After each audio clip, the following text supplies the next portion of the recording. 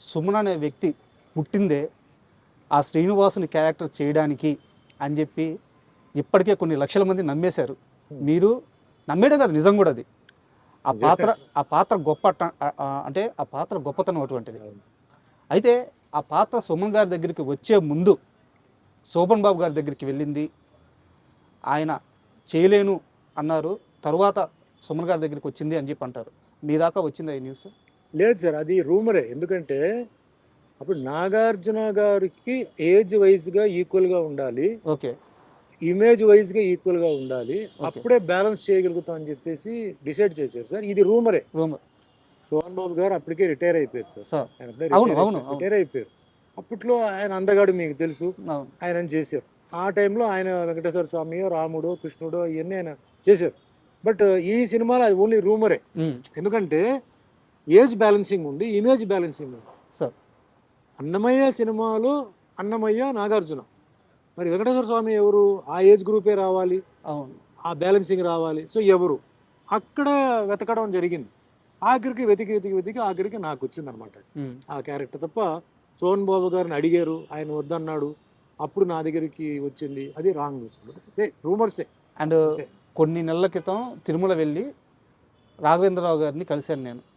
సార్ని కలిసి ప్రసాదం ఇచ్చి సార్తో మాట్లాడినప్పుడు కూడా అంటే ఎప్పుడైనా సరే అన్నమయ్య అనే ఆ సినిమాని తీసిన వ్యక్తి కానీ అందులో నటించిన వాళ్ళని కానీ ఆ సినిమా గురించి మాట్లాడుతుంటే కానీ ఒక రకమైన గూస్బంప్స్ ఇప్పుడు కూడా. ఆ సినిమాని ఇప్పుడు రిలీజ్ చేస్తే చూడాలని కొన్ని కోట్ల మంది ఎదురు చూస్తున్నారు సార్. ఎప్పుడు ఉంటుంది? Annamayya cannot be redone sir, but can be released. Yes. ఎందుకంటే అన్నమయ్య చేసినప్పుడు ప్రతి ఒక్కరు దాంట్లో ఒక గుడికి వెళ్తే మాల వేసుకుని ఎలా ఉంటారో ఆ విధంగా అందరూ ఉన్నారు సార్. భయం భక్తితో ఉన్నారు, అందరూ చాలా నిష్టగా చేశారు. నేను ఒకడనే కాదు, అందరూ. డైరెక్టర్ రాఘవేంద్ర గారు అయితే హ్యాట్స్ ఆఫ్. ఆయన ఎర్లీ మార్నింగ్ లేవడం రావడం, ఆ ఒక డిగ్నిటీ మెయింటైన్ చేయడం. Annamayya cannot be remade sir, it can be only retelecasted. అదే సార్. ఇప్పుడు అది డిజిటల్గా మళ్ళీ కరెక్షన్స్ చేసి మళ్ళీ అది చేయాలి. ఆ రాఘవేంద్ర గారే చెయ్యాలి, ఆయన చేతిలో ఉంది. అది రావాలి, మళ్ళీ ఒక రౌండ్ అది తిరగాలి అనేది నా కోరిక. అంటే మీ నోటి ద్వారా వస్తే చాలా ఈజీగా పని అయిపోద్ది. వెంకటేశ్వర స్వామి గారికి మనం మెసేజ్ పెట్టాలి. ఆ వెంకటేశ్వర స్వామి దాన్ని మళ్ళీ రిలీజ్ చేసి, అంటే ఇప్పుడున్న డిజిటల్ కరెక్షన్స్తో, డిజిటల్ సౌండ్స్తో, వాటితో చేసి, అంటే డాల్బీ సిస్టమ్ ఇలాంటివన్నీ బాగా ఇప్పుడు చేంజ్ అయింది కదా, ఆ లెవెల్లో దాన్ని చేస్తే నిజంగా చాలా గొప్ప విషయం, చాలా గొప్ప సినిమా అవుతుంది. అండ్ అది ఆయనే రాఘవేంద్ర గారే దాన్ని చెయ్యాలి. మేమందరం వెయిటింగ్ సార్ ఆ సినిమా. నేను జీవితంలో ఎంతోమంది డైరెక్టర్స్తో వర్క్ చేశాను. రాఘవేంద్ర గారితో నేను కమర్షియల్ సినిమా చేయాలని చెప్పి అనుకున్నాను, అవకాశం రాలా. నాకు మార్కెట్ ఉన్నప్పుడు ఆయన బిజీ, నాకు ఆయనకి ఖాళీ చేద్దాం అన్నప్పుడు నాకు మార్కెట్ కొంచెం అప్ అండ్ డౌన్. ఆయనంతా ఒక సిస్టమ్, నీకు వదిలేసాను, తర్వాత చూద్దాను. కానీ భగవంతుడు ఏం చేశాడు, అద్భుతం. అదంతా వద్దురా, నీకు అంతకన్నా బెటర్ ఇస్తాను నేను రాఘవేంద్రరావుతో, ఉండని చెప్పి ఇది ఆయన చేతులతో నన్ను చేశారు. ఆ సినిమాలో అంత గొప్ప పేరు, ఆ సినిమాలో ఆ లుక్, ఆ సినిమా ఆ ఫీలింగ్ అది వచ్చిందంటే డైరెక్టర్ రాఘవేంద్ర గారు, ఎంటైర్ టెక్నీషియన్స్ అండి, అందరికీ పాదాభి వందనాలు.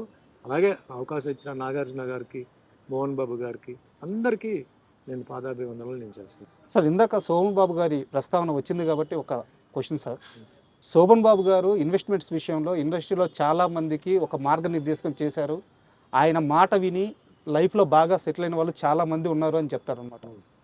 మీరు మీ లైఫ్లో ఇన్వెస్ట్మెంట్స్ ఎలా చేశారు? ఈరోజు మీ ఫైనాన్షియల్ పొజిషన్ ఎలా ఉంది? నేను అప్పట్లో నాకు అంత సీరియస్గా నేను అంటే ఈ మల్టిప్లికేషన్ తర్వాత ఇవన్నీ నేను చేయలే సార్. సో నేను మీకు చెప్పాను కూడా, నేను డబ్బు విషయంలో ఏంటంటే ఇండస్ట్రీలో ఉండాలి తప్ప డిమాండ్, సినిమా ఆపేయడం, లేకపోతే అది చేయడం ఇవి చేయడం అవన్నీ నేను చేయలే. కొన్ని లాస్ట్ మినిట్లో కొన్ని ప్రొడ్యూసర్స్ నాకు ఇవ్వలేదు, అది పోలేదు. సో ఫైనాన్షియల్గా చెప్పాలంటే నేను పెద్ద సౌండ్ నేను చెప్పను, ఐఎమ్ జస్ట్ ఓకే. అసెట్స్ అనేది ఉన్నాయి, అక్కడక్కడ నాకు అసెట్స్ ఉన్నాయి. సో అంత ఫైనాన్షియల్గా ఎవరితోనో కంపేర్ చేయాలి, లేకపోతే ఆ విధంగా మనం ఒక ఇది ఉందని చెప్పి మట్టుకి నేను చెప్పను. బట్ సోహన్ బాబు గారు ఆయన అడ్వైస్ ఇచ్చారు, బట్ ఆయన ఇచ్చిన అడ్వైస్ అందరికీ అది కుదరలే. ఎందుకంటే నాకు చేశాను దోషి నిర్దోషి సినిమాలో సో చెప్పినాడు కూర్చో. ఆయన డాటర్ మా మదర్ స్టూడెంట్, ఓకే మృదుల అని చెప్పి మా మదర్ స్టూడెంట్. సార్. సో దోషి నిర్దోషి సినిమాలో నాకు ఫస్ట్ పరిచయం అయ్యారు. పరిచయం అయినప్పుడు ఆయనకి ఎల్ఐసి పాలసీస్ అన్ని బాగా చేసేవారు అన్నమాట. సార్ అప్పట్లో అదే ఇన్వెస్ట్మెంట్, అదే బాండ్స్ ఇవన్నీ అలా అది అన్నీ ఆయనకి చెప్పేవారు. బట్ సేమ్ టైం చోహన్ బాబు గారు ఆయన లైఫ్ స్టైల్ కూడా వేరే అండి. ఆయన అన్ని branded shirts, branded shoes, branded glass, perfumes, ఇవన్నీ చాలా క్లాస్, చీప్ ఇది ఉండదు ఆయనకి. అప్పట్లో కారు కూడా ఏంటంటే ఆయన మంచి మాడిఫైడ్ కారు ఇలాంటివన్నీ ఆయనకి ఇది ఉండే, అంటే ఆ షోక్ ఉండేది అనమాట.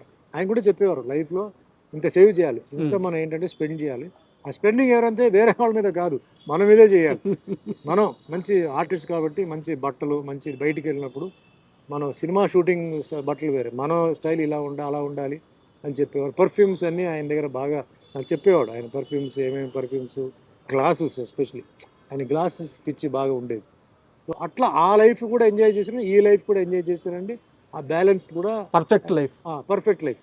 పర్ఫెక్ట్ లైఫ్ ఎక్కడ చెప్తున్నానంటే ఫ్యామిలీని ఆయన ఎప్పుడు సినిమా ఫీల్డ్కి తీసుకురాలి. సార్ ఫ్యామిలీగానే ఉండేది. ఆయన మట్టుకు వచ్చి సినిమాకి వచ్చేసి మళ్ళీ వెళ్ళిపోయేవాడు. సోహన్ బాబు ఫ్యామిలీని ఎక్కడన్నా మీరు సినిమాలు చూసారా? లేదు సార్, ఉండదు. ఫ్యామిలీ. మొన్న రీసెంట్ గా ఆయన మనవడు డాక్టర్ అయ్యి బయటకు వచ్చాడు. లేకపోతే ఫ్యామిలీ ఎప్పుడు బయటకు రా, కొడుకు కానీ కూతురు కానీ ఎవరు రాలేదు. హీరో సుమన్ గారు కూడా ఈ విషయంలో సోహన్ బాబు గారిని ఫాలో అవుతున్నారు. 100% సార్. ఫ్యామిలీగానే ఉంటుంది. పని అంటే పని అంటే ప్రోగ్రాము, ఫంక్షన్. ఎందుకంటే ఆ ఫ్యామిలీ లైఫ్ అనేది డిస్టర్బ్ అవ్వకూడదు. వర్క్ ఇంటికి వెళ్దు, ఇల్లు వర్క్కి రాదు. నేను వర్క్లో ఉన్నప్పుడు ఇంటి నుంచి ఫోన్ రాదు, నేను ఇంటికి వెళ్ళినప్పుడు ఆ ఫోన్ అక్కడికి రాదు. అది వేరే మనిషి ఉన్నారు, వాళ్ళు చూసుకుంటారు. అంత అవసరం అయితే తప్ప. అంటే ఇప్పుడు సెల్ ఫోన్ ఉంది కాబట్టి మెసేజ్, ఎమర్జెన్సీ వాట్సాప్ మెసేజ్, మాట్లాడాల్సిన పని లేదు, వాట్సాప్ మెసేజ్. ఫ్యామిలీకి ఒక ఫ్యామిలీ దొరకడం అనేది చాలా అదృష్టం సార్. ఒక భార్య, పిల్లలు. ఎందుకంటే ఇప్పుడు చూస్తున్నాను కదా, అన్ని సిస్టమ్ మారిపోయింది. తల్లిదండ్రులను ఎవరు అంటే గమనించట్లేదు, మాట్లాడడం. ఎందుకంటే 2 సైడ్ల మిస్టేక్ ఉంది. ఎవరికి వాళ్ళు తల్లిదండ్రులు బిజీ అంటున్నారు, ఫారెన్ అంటున్నారు, ఆ ఫంక్షన్ అంటున్నారు, ఈ మీటింగ్ అంటున్నారు. మరి ఎప్పుడు మీరు పిల్లలతో టైం స్పెండ్ చేసి, పిల్లలు ఎవరితో మాట్లాడాలి? పక్క ఇంటి వాళ్ళతోనా, పని వాళ్ళతోనా, ఎవరితో? అది అర్థం చేసుకోవాలి.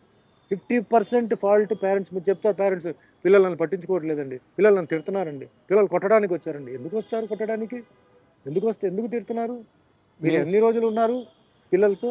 నేను అందుకే మా పాప చిన్నప్పుడు ఉన్నప్పుడే నేను ఇంటికి వెళ్తే ఆవిడ స్కూల్ నుంచి వస్తే ఆవిడతో నేను టైం స్పెండ్ చేసేవాడు. ఏదో స్కూల్ నుంచి బుక్స్ అది ఇది ఏదో అట్లా ఇట్లా. తర్వాత ఆవిడ ఫ్రెష్ అప్ అయిపోయి గడుకునేప్పుడు ఆవిడతో కొంచెం ఆడుకోవడం. అంటే ఆ కనెక్షన్ నేను ఎప్పుడూ మెయింటైన్ చేశాను. ఇంక్లూడింగ్ ఆవిడ స్కూల్ బస్లో ఎప్పుడైతే దిగుతుందంటే, నాకు షూటింగ్ లేకపోతే కారు తీసుకొని నేను మెయిన్ రోడ్కి వెళ్ళిపోయి ఆవిడ పికప్ చేసి నేను తీసుకొచ్చేవాడు. సో ఆవిడ మైండ్లో నాన్నగారు ఫ్రీగా ఉన్నప్పుడు నన్ను చూసుకున్నారు, బిజీగా ఉన్నప్పుడు ఆయన చూసుకున్నారు. ఖచ్చితంగా అటాచ్మెంట్ ఉంటుంది ఇప్పుడు. ఉంటుంది. అందుకే ఈరోజు చాలామంది అంటారు డాక్టర్ అంటే మీకు టెన్షన్ కదా అన్నారు. డాక్టర్ అంటే నాకు 10 sons అన్నాను. టెన్షన్ కాదు, 10 sons. ఈరోజు నేను ఎక్కడైనా నేను ధైర్యంగా వెళ్ళొచ్చు. ఎందుకంటే నాకు కొడుకు అంటే నాకు ఉన్న కూతురే. అవును. బట్ కొడుకు కన్నా నాకు ఆవిడ చాలా బాగా ఈరోజు తయారైపోయి ఎఫెక్షన్ మాకు ఇవ్వడం, చూసుకోవడం. అంటే జనరల్లీ పిల్లలు ఎదిగిన తర్వాత it's their turn to take care of the parents. అది రావాలి. మనం బలవంతంగా డిమాండ్ చేయడం కాదు. నన్ను చూసుకో, నాకు అది ఇది నన్ను చూడట్లేదు చెప్పడం కాదు, అది మనసాగా రావాలి. దానికి మనం ముందే దానికి ఏంటంటే మనం ముందు అక్కడ కాంట్రిబ్యూషన్ ఇవ్వాలి. చిన్నప్పటి నుంచి వాళ్ళని చూసుకోవడం, స్కూలు మంచిది, ఫుడ్, బయట తీసుకెళ్ళడం, టైం స్పెండ్ చేయడం.